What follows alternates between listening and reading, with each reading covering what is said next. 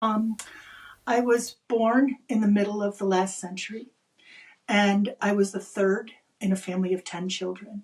And when I was born, my mother and father lived in a third floor walk up apartment in Chicago that was a one bedroom.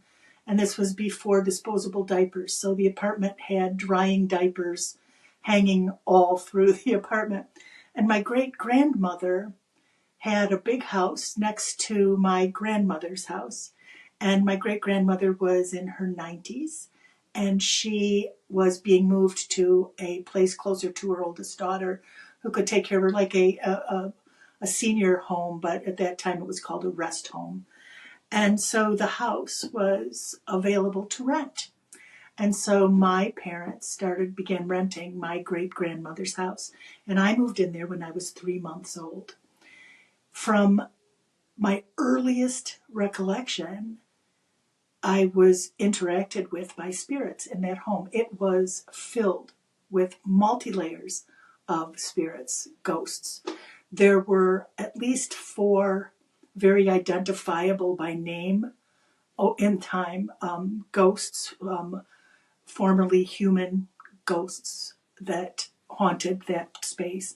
And there was also something there that I am not sure if it was attracted by the negative energy in that space because of things that had happened in that home that we were not aware of at the time, or if it was created by that anxiety and that fear and that anger and just the negative energy. I'm not sure if they can create energies that then get trapped in a space, or if that kind of thing attracts things to that. So hopefully one day I'll be able to figure that out. But as of my earliest memories, as I was figuring out what the world was, what the natural world was, getting names for things, identifying, recognizing people, recognizing objects, and putting them in schemas in my brain and figuring out what things were, I was being interacted with by something I could not see. I could hear it. I remember very vividly being a toddler on the living room floor playing, and my older brother and sister, each 1 year older, so we were three under three, um, were playing, and my mother was in the kitchen and across the house, and I felt something coming close to me, and I heard my name, Tiyi. And I looked behind me, and there was no one there. And I was like, huh.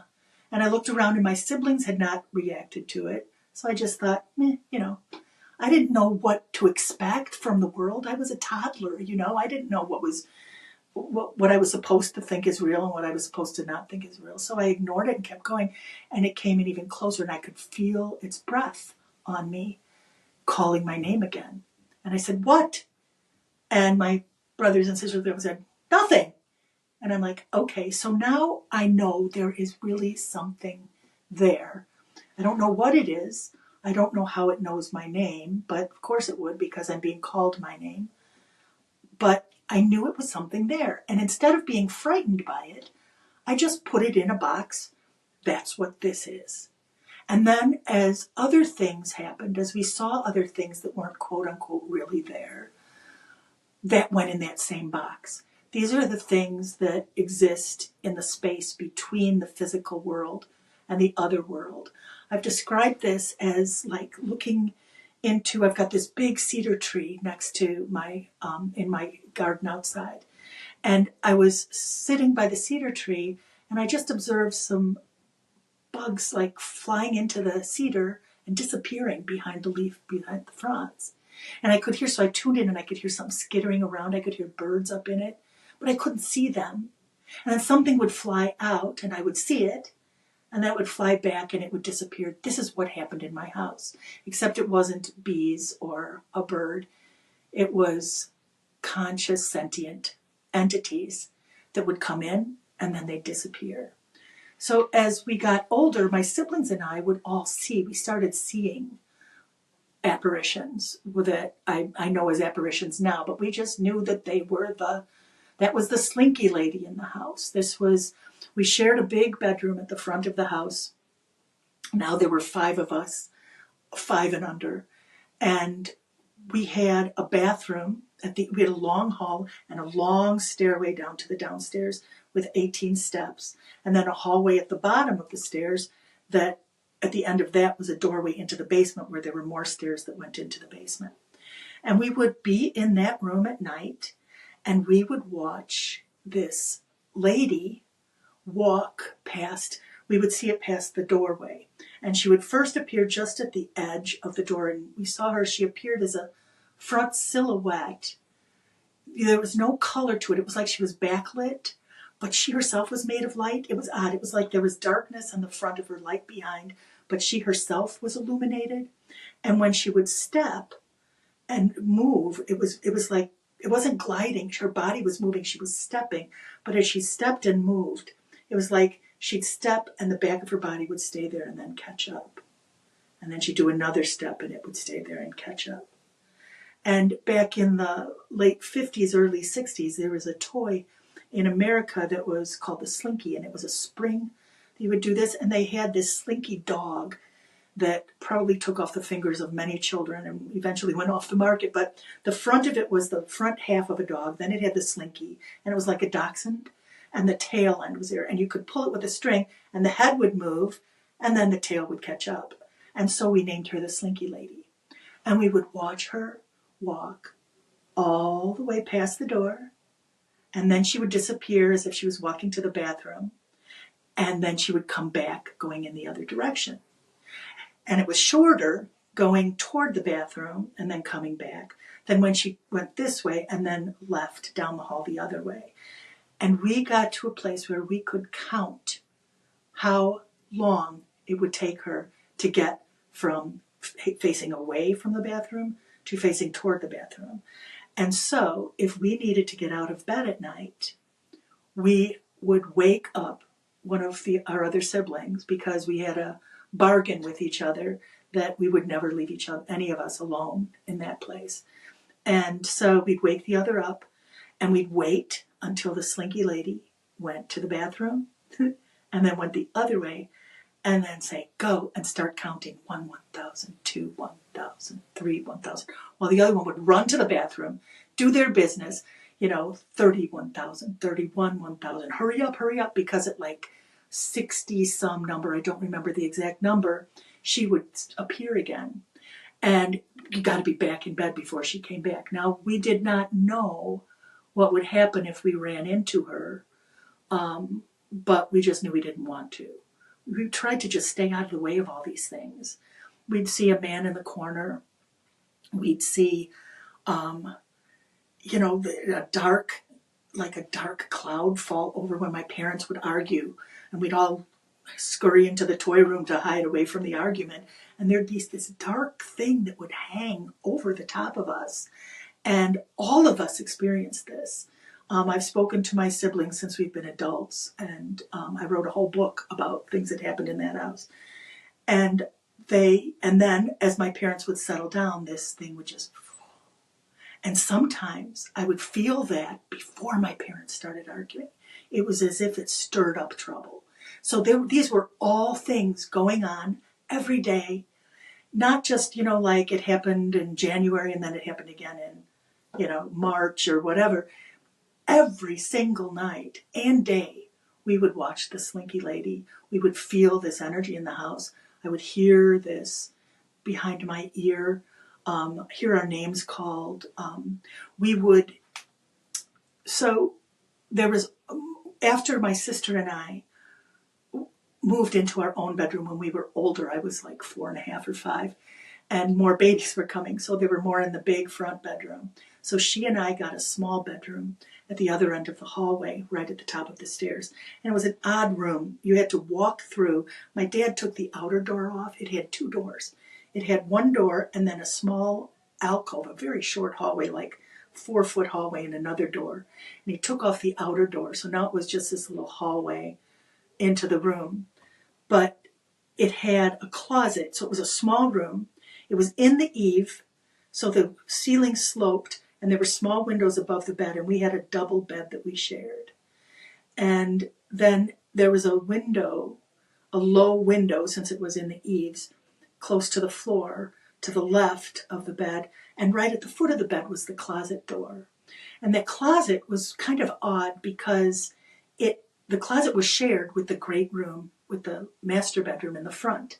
You could open the closet door in the front bedroom and sneak through and come out into the other room. Although it had like a hangers in between, you'd have to go through the clothes.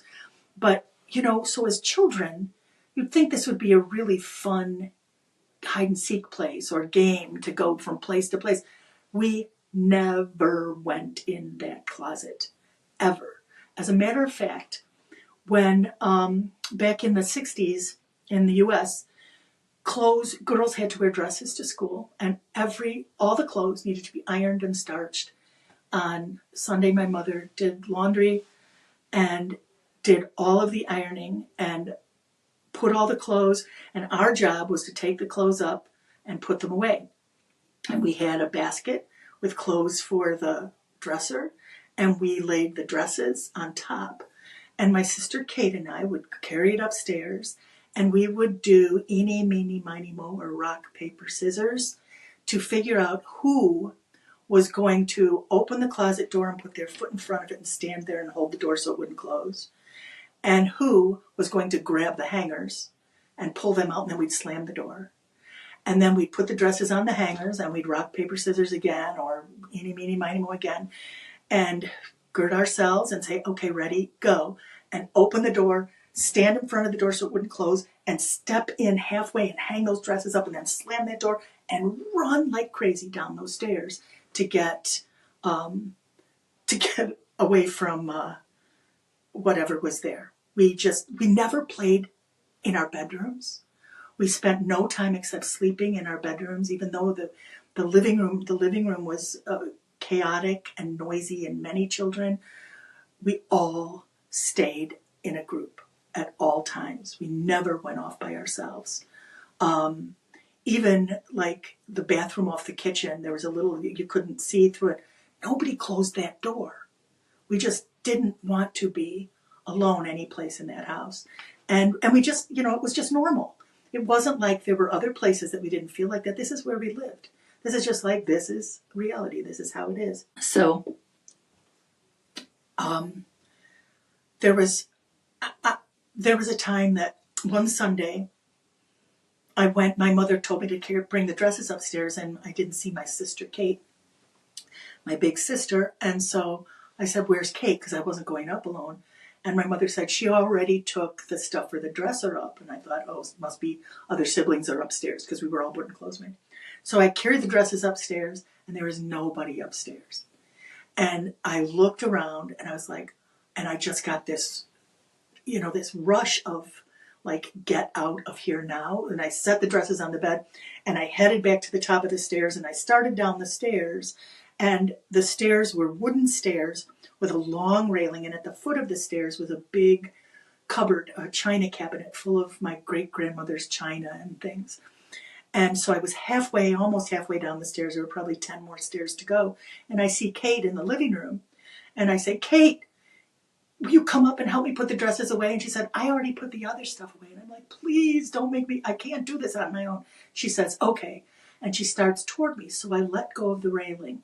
My father used to always holler at us to hold the railing and walk down those stairs. They were kind of deadly for toddlers and young children. But so I let go of the railing, and I went to turn around. And the minute I let go of the railing, now I ran out of the room without waiting to see the slinky lady.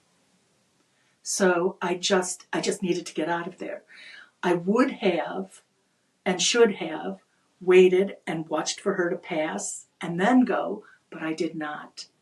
And so I was on the stairs, and I let go of the railing and went to turn around, and all of a sudden there was this powerful rush at my back that pushed me off of the stairs, and it propelled me. I flew in the air. I missed most of the stairs, landed half down, tumbled into the china cabinet, and it fell on top of me. Glass everywhere, and my sister Kate is screaming, and my other siblings are just standing in the doorway, huge eyes, and Kate is just screaming at the top of her lungs. And I'm thinking that my brother Dave had come running down the stairs and knocked me down. So my mom comes and extricates me. My dad lifts the china cabinet up. It was Sunday. He was there picking glass out of my hair, out of everything. And I said, Davy pushed me. And she said, Davy wasn't upstairs. Nobody pushed you. You just fell.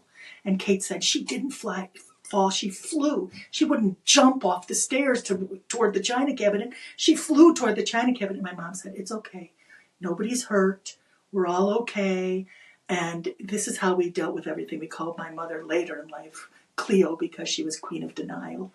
But what could she do? And she told us that she couldn't do anything about it. So she just tried to keep us at peace. She was aware of everything going on. But so that night, she came up and she put the dresses in the cupboard and she sat on the bed and tucked us in. And Kate and I later said, I told her I didn't wait for the slinky lady. She says, well, now you know. And it was like, I don't think she pushed me. I think what happened is she was just moving through that space and our energy collided and it knocked me. She was a very powerful spirit. So I don't think it was malicious. And which, some people don't think that, something pushed you down the stairs. It was an energetic collision. As if my brother had come running down, except it was the slinky lady moving through space.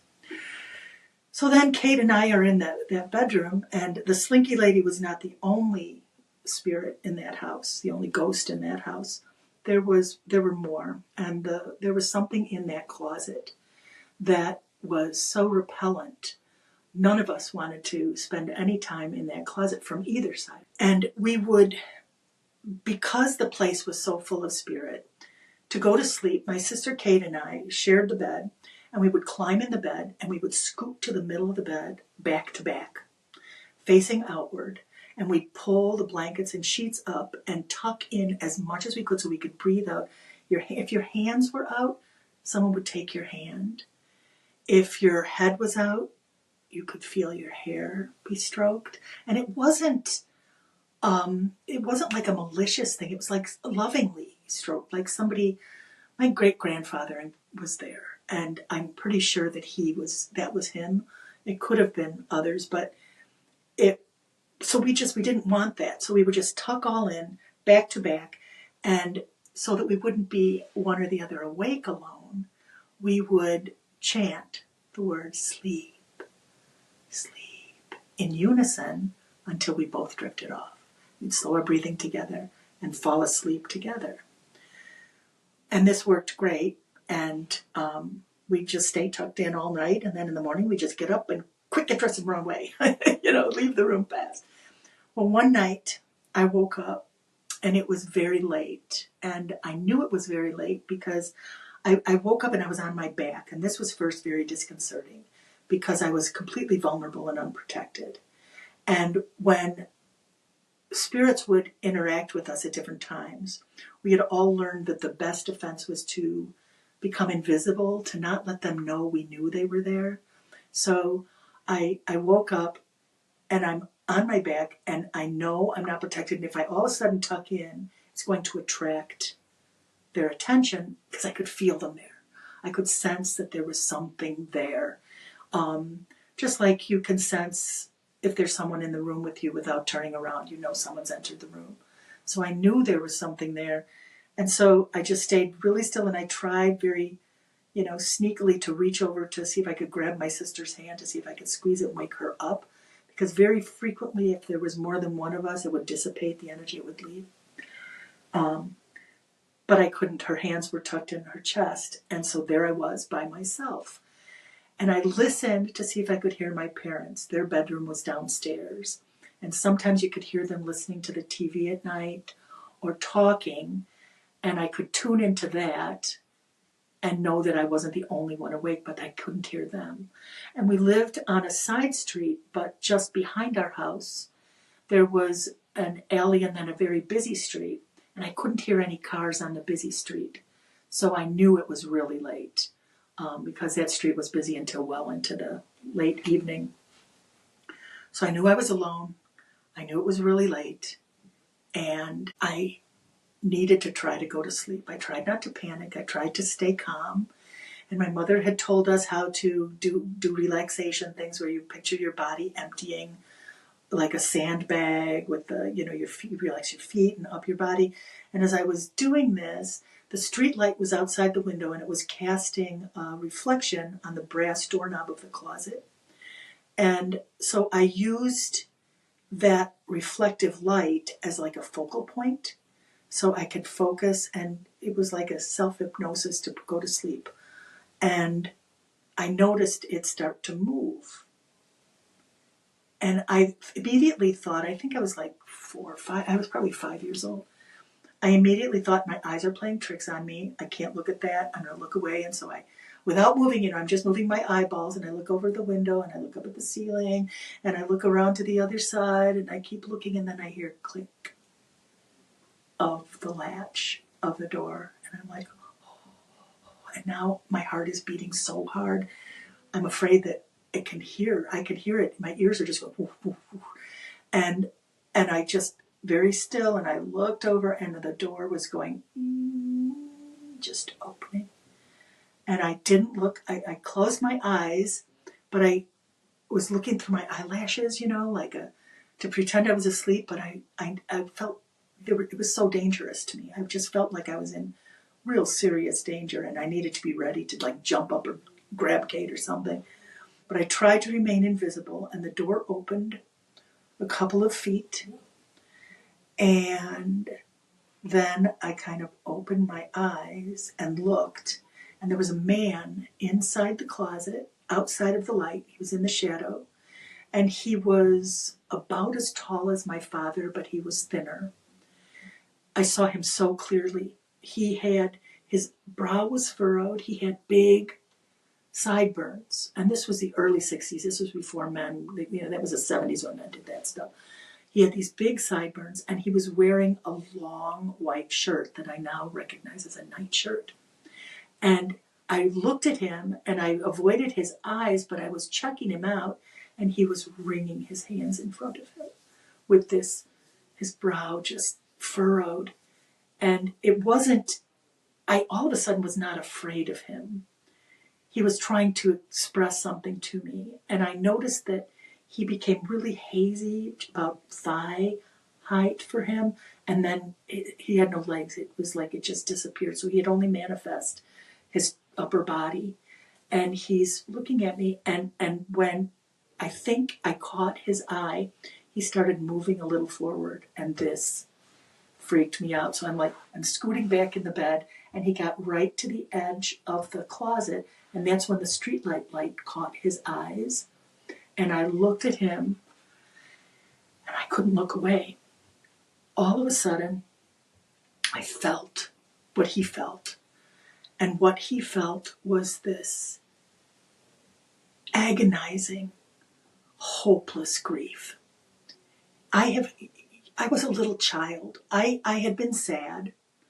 I had been angry. I'd seen rage. I knew a myriad of emotions. I was a middle child. I was an observer of emotions. I understood emotions. I had never felt anything like this. And I have to tell you, I have never since. This was hopeless agony, grief, like it's so hard to describe. And I was feeling this. My little heart, my little young child heart was breaking.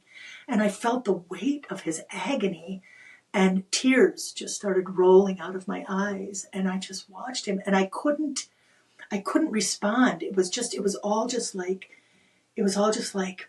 from him, like, this is how I feel. I just connected to him and could feel it. I don't know if he did it to me, but I totally connected to him and felt his hopeless, desperate, agonizing grief.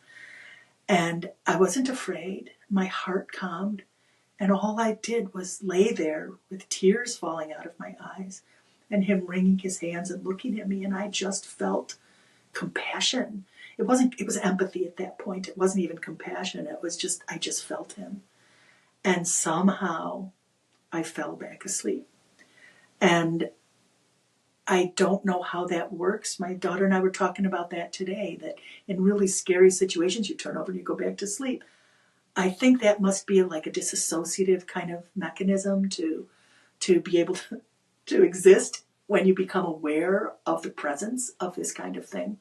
It's always there, but we become aware of it and when we become aware, we connect to it and then we feel it. So I woke up in the morning, back on my side, thank goodness. Everything tucked in. And I thought, oh, that must have been a nightmare. What an awful nightmare. Ew, ew, ew. I didn't like that nightmare. And Kate is still sleeping next to me. And so the sun is coming in through both windows. It's morning. I hear noise downstairs. I can smell coffee. So I turn over and I look, and the closet door is open. And I sat there just staring at the closet door, realizing that it had really happened. And then Kate stirred and woke up, and she sat up and she said, why did you open the closet door? Because we would keep that closet door closed. We would pile books in front of it to keep it closed. After this incident, I started putting everything I could in front of that door to keep it closed. And still, on multiple nights, I would be woken again in the same situation. And there he would be, and the door would open, whether or not there were books in front of it, or whether or not I stuffed a sock underneath there. It opened, and there he was. And it became, my sleep was disturbed. I was a little child, and I tried to tell my mother, and she said, it's a dream. Just, if you have a dream like that, you just change it. It was trying to give me coping mechanisms, like tell it to go away, and then just change your dream. Put a clown nose on him, or picture him in a funny hat or something, so he's no longer scary. And I'm like, I'm not picturing him. I'm not dreaming. I knew it wasn't dreaming. I knew what dreaming was, and this was not a dream. This was real. Oh my and God. The door was open, and in the mornings when he would come, the door would still be open. And it was so upsetting. And this went on for months.